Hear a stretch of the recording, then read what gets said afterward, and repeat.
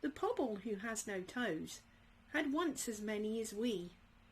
When they said, "Some day you may lose them all," he replied, "Fish fiddle-dee-dee." And his Aunt Jobiska made him drink lavender water tinged with pink, for she said, "The world in general knows there's nothing so good for a Pobble's toes." The Pobble who has no toes swam across the Bristol Channel.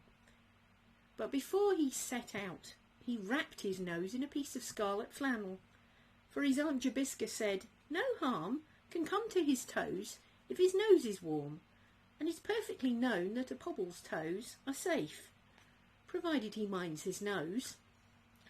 The Pobble swam fast and well, and when boats or ships came near him, he tinkledy-binkledy-winkled a bell, so that all the world could hear him. And all the sailors and admirals cried, when they saw him nearing the further side, "He has gone to fish for his Aunt Jobiska's runcible cat with crimson whiskers."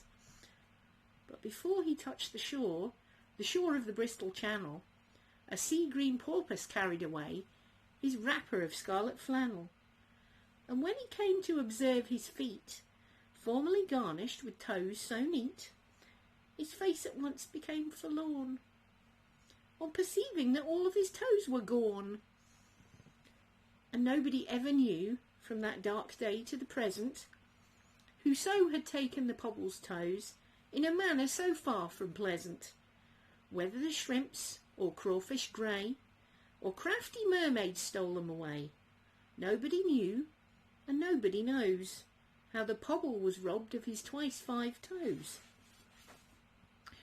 The Pobble who has no toes was placed in a friendly bark, and they rowed him back and carried him up to his Aunt Jobiska's park, and she made him a feast at his earnest wish of eggs and buttercups fried with fish, and she said, "It's a fact the whole world knows, that Pobbles are happier without their toes."